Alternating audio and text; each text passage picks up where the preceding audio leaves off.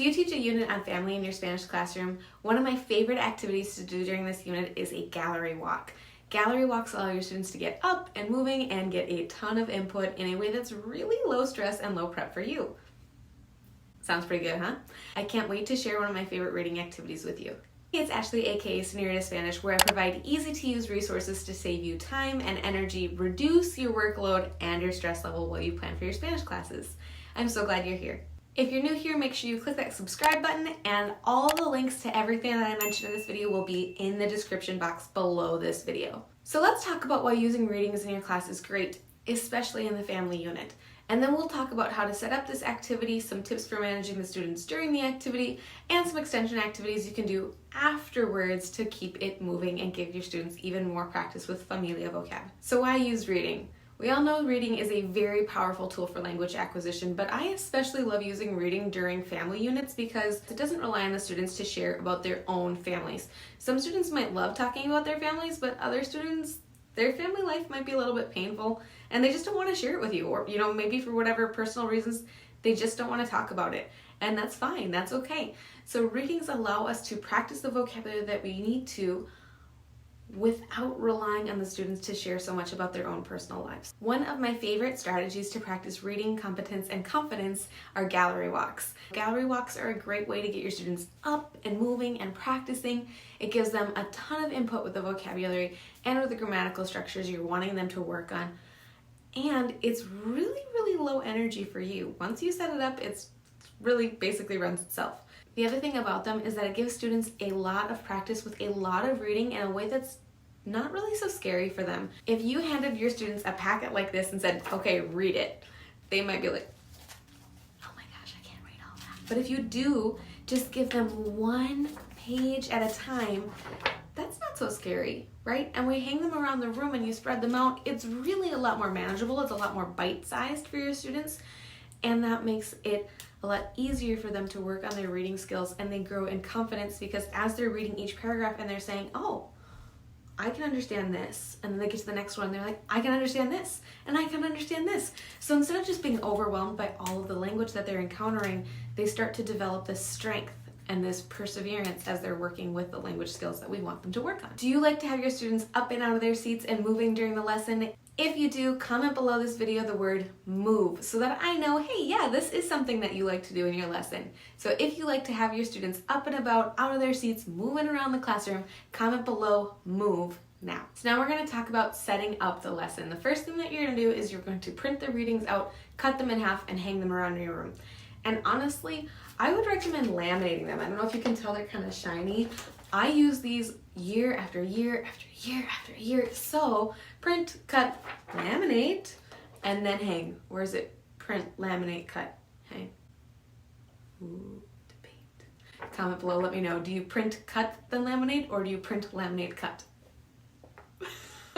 Either way, print the activities, cut them in half, laminate them if you want. Maybe try the activity first, see what you think. I think you're gonna love it, but whatever. Hang them around your room. When you hang them up, you're gonna hang them with a little bit of space between them.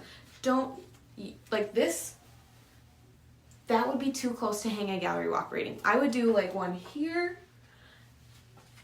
and one over here, because the students are gonna stand next to them as they read them, and if you have them all really close to each other, then you're gonna have big clumps of students all trying to read the same reading. They're not gonna be able to see, and they're gonna clump up, and you might have some behavior issues, so spread them out around your room. If you can, put them out in the hallway. If you can, take them to the media center. If you can, take them to the cafeteria. If it's a beautiful day outside, put them outside. Gallery walks are super fun outside.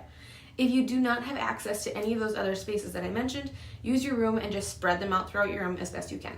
Then you also are going to want to make copies of the activity sheets for your students. If you want, I usually like to do these 2 pages double-sided. So students are going to walk around and use this one as they're reading their readings. And then after they finish with this one, this is what I have them do as an immediate follow-up. I like to have them front to back because they're going to use the information from their family tree to answer these questions. So having them together is handy for them. If you're going to do one of the extension activities, we'll talk about them in a little bit, but if you're gonna do them, also make copies of those. And again, with these, you can either print these back to back, Or you could just print them and make copies of them and say, hey students, you get to choose this one or this one. Either way, it's up to you. Student choice is a great option to help you with your classroom management and engagement because they are deciding, right? There's that element of decision and choice and power in the students when they get to pick what they're doing. So sometimes it's nice with the extension activities to give them that option. Of course, if you feel like they need the extra practice or you want to see them do both, you can just do and have them do both sides. Really quick note, if you don't want to make copies or you have limited numbers of copies or your school is out of ink or out of paper, or like any of the thousands of things that could go wrong, I do have these in a digital format as well. I use those for my absent students. I'll talk about that with you in a little bit. However, if you were doing the setup and you're like, oh shoot, I'm out of paper, you can do all of this digitally as well. So let's talk about the flow of the lesson and how this looks. I have been a traveling teacher for many, many years. I usually have my own students hang these up for me as they come into class. It's just part of our classroom routine. As they're walking in, they see pieces of paper and they see tape. They know Profe wants them to hang something up on the walls. We do this a lot. So they come in, they hang stuff up. As class is starting, we will do our start of class routine just like normal. I have a video detailing how I do the start of class routine. I will link that for you here so you can watch it if you want to learn more. After our usual start of class routine and our usual daily routine, then we'll get into the gallery walk. So at that point, I will pass out the student activity sheets that we have made copies of, and I'll just make sure that they understand the instructions, which are pretty straightforward. After you double check to make sure your students all understand what's going on, you hand them their copies, they're on their merry way, and they're just gonna walk around the room, read the readings, and complete the sheet. And for what this one is, you see there's a family tree up on top and some questions on the bottom. They are going to read each of the readings and they're going to use that information to fill out the family tree. And down here on the bottom, there are some comprehension questions that go with it. I like to use this in English for my students. I do have them in Spanish as well, but I personally think that I see more reading comprehension skills for my students when I give them the comprehension questions in English. Otherwise, what I've noticed is students will just look at the question and look for the phrase in Spanish and then look for the phrase in Spanish in the reading and just like pull out the chunk and put it in there rather than truly reading and understanding what's going on. So I prefer to do Spanish readings, English questions, but of course you can do Spanish if that's what you prefer. So students are going to do the family tree and answer the questions. Once they finish this, they're gonna go back to their spots, or honestly, I'm not too picky about this. They can go kind of mingle with their friends at this point. They're gonna flip it over and they're gonna complete this side of the sheet using the information they got from the family tree to answer these questions about Diego's family. Diego's our character. So then once they've finished both the front and the back of this side, I have them turn it in, and then I have them pick up the next one. And this is the extension activities that I wanted to talk to you about. So when we were doing the setup portion, I mentioned that you could either make copies of this or this. You could do both to give student choice, or you could do front and back and have them do both. Again, totally up to you. I personally usually just do this one as a follow-up activity because I found that just with the length of our class periods and how much time it usually takes my students, if I just give them this one, that's just about enough time for them to be finishing the last one or two, and then the bell rings and they go. They don't have a lot of homework or anything like that, and that's about how I like to run my classes. This one is set up as kind of an extension paragraph. All of our readings are based around Diego's family tree. Diego is talking about himself, and then it's his aunts, his uncles, his brothers, his sisters, his cousins, everybody describing themselves. This reading is one of Diego's cousins, and he's introducing himself and he's talking about his family. So it's kind of pulling from the gallery walks that they just finished doing, walking around reading all those readings. It's a very similar setup. And then what they're going to do is down here, they're going to take the information that this cousin provided about himself and they're going to rephrase it to be true about themselves. It's very scaffolded writing activity that's basically just a tricky rereading activity. So what do you do about absent students when you've hung stuff on the walls for students to read?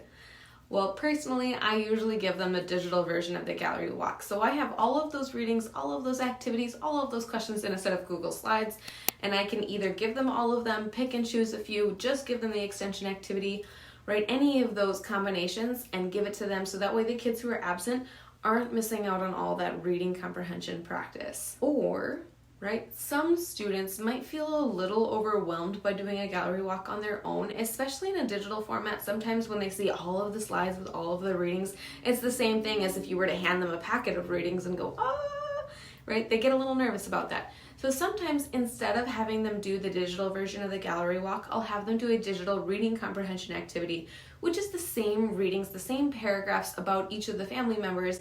But with the reading comprehension activities, what they're going to do is they're going to read the selection and then they're going to answer 3 true and false questions about each one. So again, still getting the same amount of input, still reading those same paragraphs, but it maybe feels a little bit more manageable for the student who is doing it as a makeup activity rather than doing it with you and with, all of their classmates supporting them. The other really nice thing about these reading activities is that they work really well as a mentor text. So students can use these readings as an example to do their own writing, which works really nicely as a wrap up for this unit. So what you can do is you can have students create their own little mini books, and whether this is a mini book about one family member, about their whole family, or about a fictional family, whichever it is, it's a really nice project to kind of tie in everything that you're doing at the end of a family unit. I do have a video where I show how you can take a sheet of computer paper and fold it up so that it just makes this nice little mini book. It's kind of cute. And then students can write their sentences and illustrate them as kind of a final project or review for this family unit. I will make sure to link to that video in the description of this one so that you can check it out if you want. Please remember to give this video a thumbs up if you liked it, or, a thumbs down if you didn't. Don't forget to hit that subscribe button and ring that bell so you get notifications of every new piece of content I create for you. Also, if this video was helpful for you, would you consider sharing it to a teacher friend who might also be helped by it? That would be great. Thanks. I do have one more video that I think that you would really enjoy. I'm gonna link it for you on the screen here. What it is 10 activities, ideas, videos, resources, things you can use to help you plan your family unit. And since you watched this video, I kind of think you're gonna like this one too. It's right here. Give it a click. Yeah?